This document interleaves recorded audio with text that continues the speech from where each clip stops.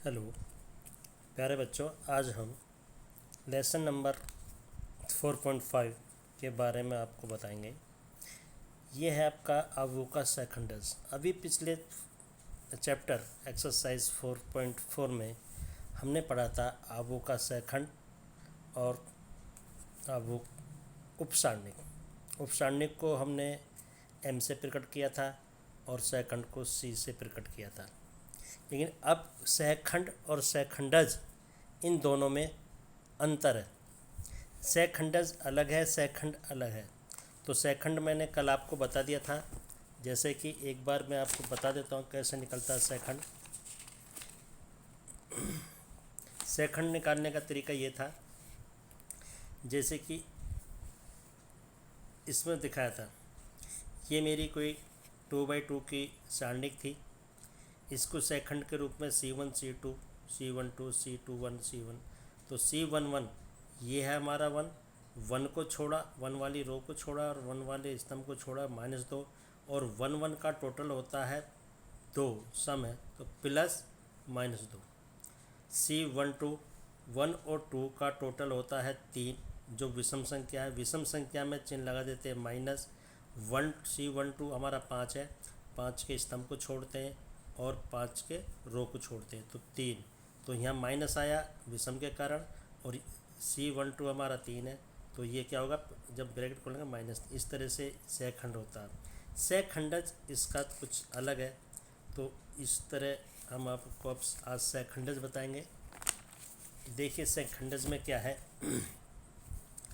यदि ए कोई वर्ग आव्यूह है तो आव्यूह मैट्रिक्स ए के सहखंडज को एडजॉइंट ए से लिखते हैं और इसे निम्न प्रकार से प्रदर्शित करते हैं। ये एग्जाम्पल दिया है। ये हमने एक मैट्रिक्स 2x2 की मानी है। इसके element A11 A12 A21 A22 है। एडजॉइंट ए यानी सहखंडज, मैट्रिक्स ए का सहखंडज। पिछले पार्ट में पढ़ा था सहखंड कोफैक्टर। सहखंडज होता, पहले हमने 4.4 एक्सरसाइज के अनुसार पहले हमने उसके सहखंड निकाली। ये हमारे सहखंड है, अभी बताया। C11 हमारा ये है। इसका सहखंड कैसे निकालेंगे, इसको छोड़ेंगे A22, ये अभी पिछली चैप्टर में बताया। तो सबसे पहले सहखंड निकाल लेंगे। सहखंड निकालने के बाद उसका परिवर्त हमने आपको मैट्रिक्स में पढ़ाया था कि पहले स्तंभ को, पहली रो को पहला स्तंभ, दूसरी रो को दूसरा स्तंभ, 11 12 इस तरह से आ जाएगा। ये इसका एडजॉइंट ए सहखंडज हो गया। किसका, मैट्रिक्स ए का। यहाँ अब डिटर्मिनेट नहीं चला, ये मैट्रिक्स में सहखंडज होते हैं, ना कि डिटर्मिनेट में। अब 3x3 के बारे में, जैसे कि हमने एक एग्जाम्पल 3x3 का एक मैट्रिक्स ले ली। अब इसका एडजॉइंट ए, तो इस मैट्रिक्स का हम सबसे पहले क्या निकालेंगे, सहखंड। और सहखंड का निकाल करके हम कर देंगे परिवर्त माने ये आप सहखंड है 4.4 में हमने पढ़ लिया। अब इस सहखंड का परिवर्त जो करेंगे, इसका इस रो को पहला स्तंभ बना देंगे, दूसरी रो को दूसरा स्तंभ बना देंगे, तीसरी रो को तीसरा स्तंभ बना देंगे। तो ये जो आंसर आएगा हमारा, ये आपका क्या होगा, मैट्रिक्स ए का सहखंडज होगा। और ये क्या है, इतना हिस्सा, केवल ये वाला हिस्सा, ये हिस्सा हमारा है मैट्रिक्स ए का सहखंड, जो सहखंड हमने एक्सरसाइज 4.4 में पढ़ चुके हैं। अब इस पर कुछ थ्योरम्स हैं, इनको याद करना है। यदि ए कोई n कोटि का अवयव है तो ए एडजॉइंट ए बराबर adjoint A into matrix A बराबर मैट्रिक्स ए का मान गुणा तत्समक मैट्रिक्स, आइडेंटिटी मैट्रिक्स के बराबर होता है। अब माना हमने कोई मैट्रिक्स मान ली A11 A12 n कोटि की, तो इसमें n एलिमेंट हो गए पहली रो में, दूसरी रो में भी n एलिमेंट हो गए।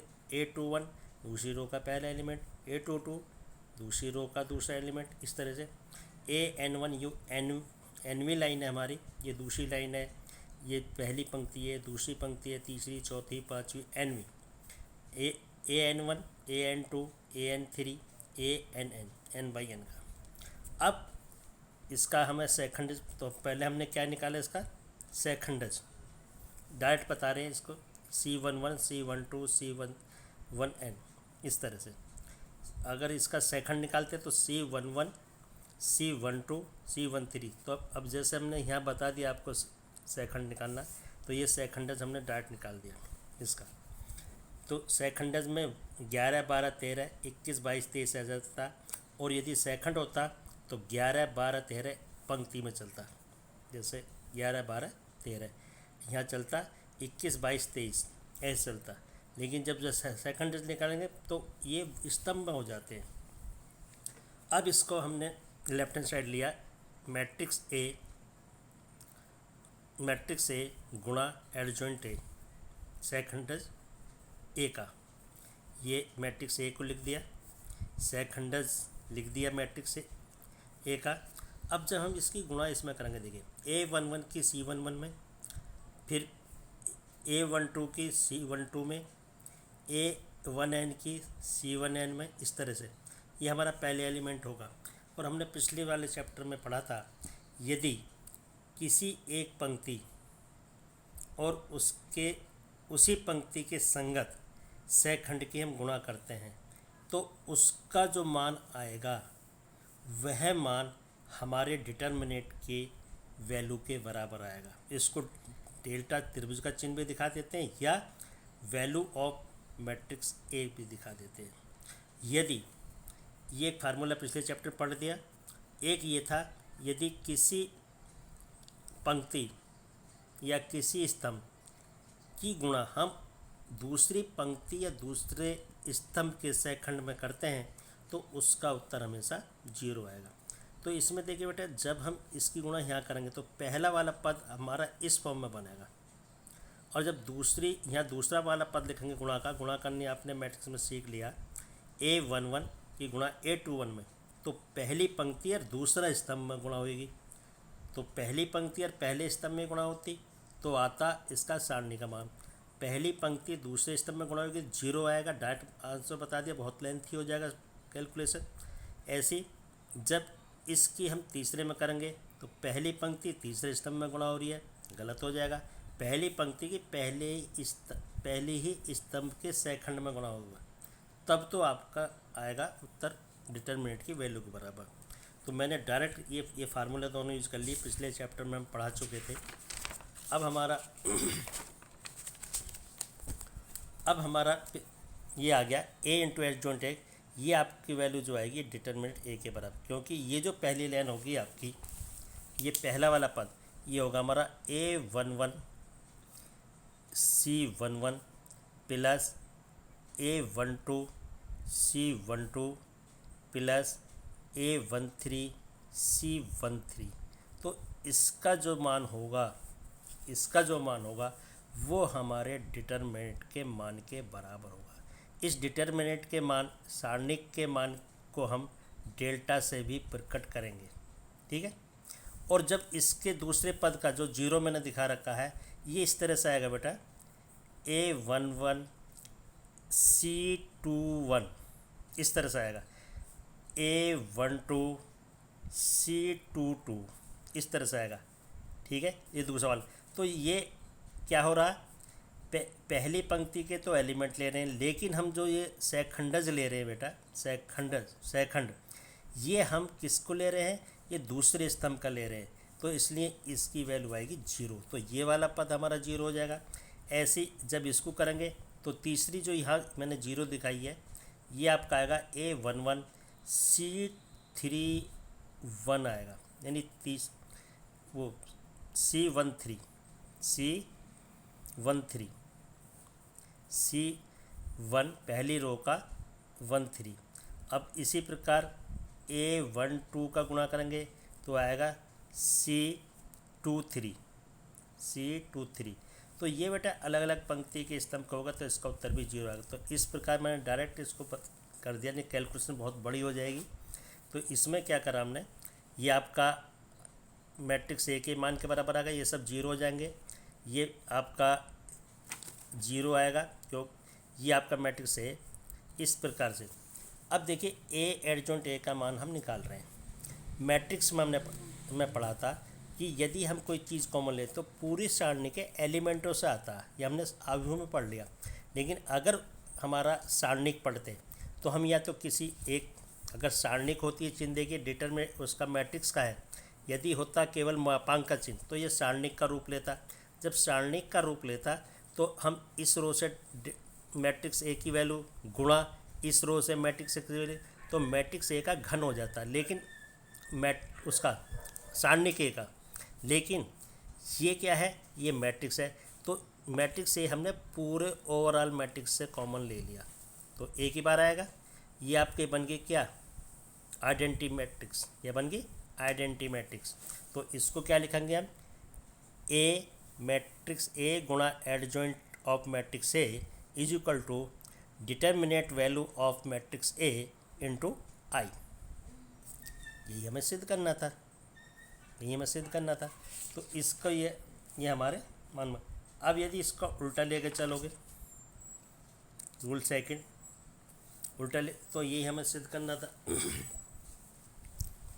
अब यदि रूल सेकंड, यदि वर्ग आव्यूह ए एक व्युत्क्रमणीय आव्यूह है, तब व्युत्क्रमणीय आव्यूह कब बताया, पहले उसमें बताया था कि यदि इस डिटर्मिनेंट ए जो वर्ग आव्यूह दे रखा उसको सारणिक के रूप में लिखिए। सारणिक के रूप में लिखना है, जैसे बता रहा हूँ मैं, जैसे ये था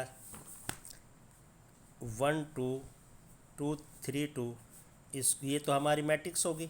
जब सारणिक के रूप में, तो यहाँ ये आपका मापांक का चिन्ह आता है 1 2 3 3 जो भी लिखा है, ये आपको इसको जब वैल्यू निकालेंगे 1 की गुणा 3 में माइनस 3 की गुणा 2 में, 1 गुणा 3 माइनस 3 गुणा 2, जो भी इसकी वैल्यू आएगी ये आपका -3, इसको हम कहेंगे, अगर इसको नाम हम मैट्रिक्स ए देते हैं तो इसको हम कहेंगे डेल्टा या मैट्रिक्स ए, इस तरह से लिखते हैं। मैट्रिक्स ए का मान हमारा -3 आ गया, ठीक है। तो ये हमारा है, तो ये कह रहे हैं अर्थात जिस आव्यूह का डेल्टा त्रिभुज सारणिक का मान का सिंबल है शून्य नहीं होता तो उस आव्यूह का व्युत्क्रम ज्ञात किया जा सकता है। जैसे कि एक एग्जाम्पल दिया है, ये हमने मैट्रिक्स मानी है 12 23। अब इसकी वैल्यू निकाल रहे हैं, इसको कन्वर्ट किस में कर लिया, मैट्रिक्स को हमने कर लिया डिटर्मिनेंट में। ये जो चिन्ह हमारा बड़ा ब्रैकेट था वो किस में कर दिया, मापांक का। अब इसकी वैल्यू निकाली, 1 3 3 माइनस 2 दूनी 4, यहाँ कितना आ गया 3 में 4 के -1, तो ये -1 0 के बराबर नहीं है। डेट इज़ कि value of matrix A determinant A is not equal to 0, अतः ए एक व्युत्क्रमणीय आव्यूह होगा। तो इसका एक हम व्युत्क्रम इन्वर्स निकाल लेंगे। यदि ये 0 होता तो फिर व्युत्क्रमीय परिभाषित नहीं होता। अब आगे रूल नंबर 3, यदि वर्ग आव्यूह ए अव्युत्क्रमणीय है तब mod value of matrix A का जो सारणिक होगी उसका मान 0 आएगा। जैसे एक एग्जाम्पल दिया इसका भी हमने कोई मैट्रिक्स ए मानी, एलिमेंट है उसके 23 32। अब इसको मैट्रिक्स ए को हमने डिटर्मिनेंट के रूप में लिखा, डिटर्मिनेंट 23 और 32, थोड़ा गलत चेंज कर लीजिए, 23 46 कर लीजिए, 23 46, ठीक है। इसकी वैल्यू निकालिए हमें 0। जब ये डिटर्मिनेंट का मान 0 आ जाता है तो उसका मतलब इस मैट्रिक्स का हम इन्वर्स यानी नहीं निकालते, तो क्या होता, अव्युत्क्रमणीय। तो अतः अगर 0 आ जाता तो अतः ए एक मैट्रिक्स ए एक अव्युत्क्रमणीय आव्यूह है। नेक्स्ट आगे देखिए, प्रमेय 2 क्या कहती है। प्रमेय 2 कहती है यदि ए व बी दोनों एक ही कोटि के आव्यूह हों तो ए बी तथा बी ए भी उसी कोटि के आव्यूह होते हैं, ठीक है। हमने एक मैट्रिक्स ए मानी 10 12, मैट्रिक्स बी मानी 0 2 -13, 2/2 की मैट्रिक्स है, एक ही कोटि की मैट्रिक्स है। ए बी का मान निकाल, गुणा करना आप सीख गए हो, इसका वैल्यू क्या है 2/2 की गुणनफल आ गया। फिर बी ए निकाला हमने, बी ए भी 2/2 का ही आया। तो क्या सिद्ध हो गया कि यदि दो मैट्रिक्स एक ही कोटि की हों तो उनकी दोनों की गुणा की जो कोटि होगी उनके रिवर्स के गुणनफल की भी कोटि वही होगी। प्रमेय नंबर 3 क्या कहती है? आवों के गुणनफल का सारणिक, आवों के गुणनफल का सारणिक, आवों के गुणनफल का सारणिक उनके क्रम से सारणिकों गुणनफल के समान होता है।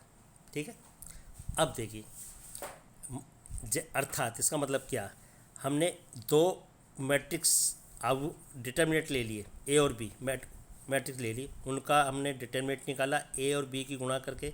इसका जो मान आएगा ए बी की गुणा का, दो मैट्रिक्स के गुणा का जो हमने मैट्रिक्स का मान निकालेंगे वो मैट्रिक्स ए के डिटर्मिनेंट का मान गुणा मैट्रिक्स बी के डिटर्मिनेंट का मान, जहाँ ए और बी समान कोटि के वर्ग आयु, ए और बी समान कोटि कौन सी, ये नहीं कि ये केवल उसी के लिए है कि ए और बी के कोटि अलग अलग हो, ये 2/3 की है, ये 4/1 की है, तब नहीं, ए की जो कोटि होगी वही कोटि बी मैट्रिक्स की होगी। जैसे फॉर एग्जांपल लिया है, लेट अस सच दैट, मान लिया हमने मैट्रिक्स ए 10 और 21 ली, मैट्रिक्स बी 0 1 21 ली, दोनों की कोटि बराबर है। ये पहली शर्त है, कोटि बराबर होनी चाहिए। अब A B, matrix A B का मान निकाला, मैट्रिक्स ए बी का मान हमारा क्या आ गया, ये भी 2/2 की मैट्रिक्स आ गई। अब इसके डिटर्मिनेंट का मान निकाला, इस मैट्रिक्स ए बी को हमने क्या लिखा, डिटर्मिनेंट ऑफ ए बी।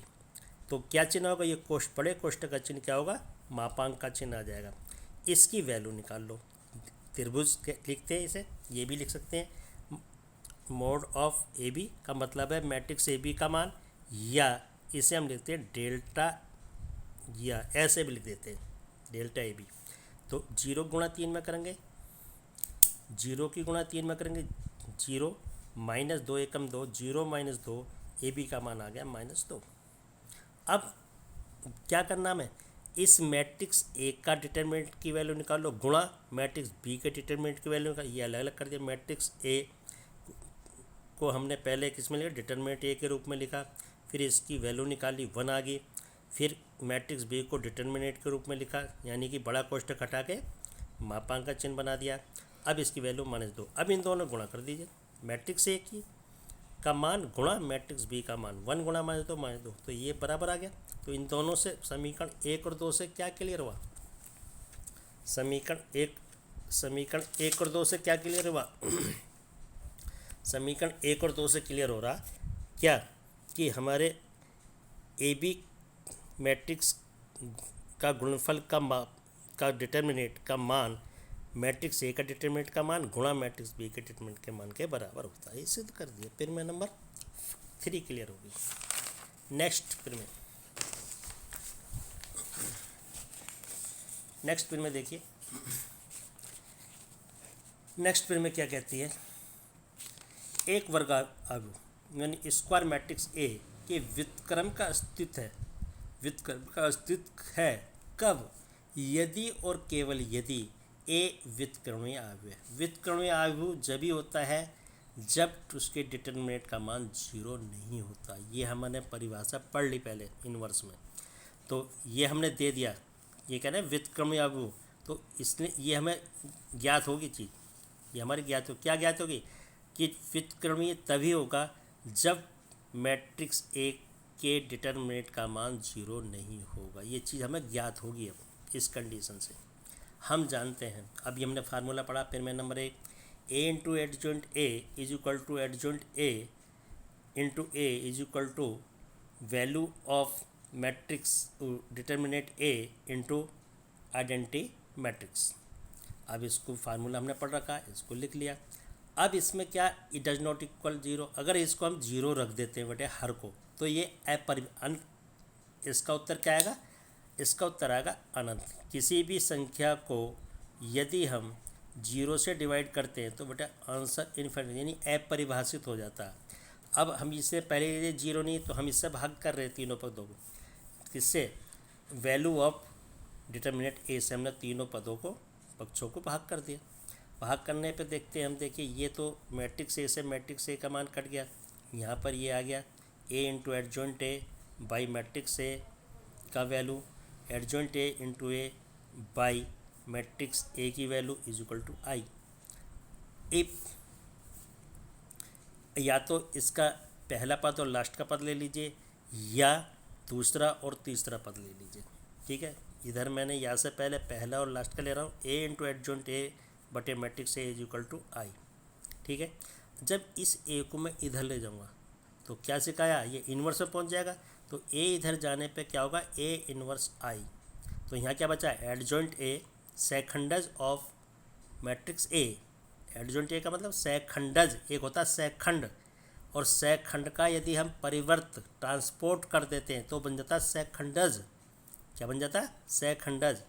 तो सेकंडज ए बटे value of determinant A is equal to A inverse I, और ये फार्मूला पड़ा A inverse I is equal to A inverse. तो ए इनवर्स का फार्मूला हमारा हो गया एडजॉइंट ए मैट्रिक्स ए का सेकंडज बटे वैल्यू ऑफ डिटर्मिनेट ए।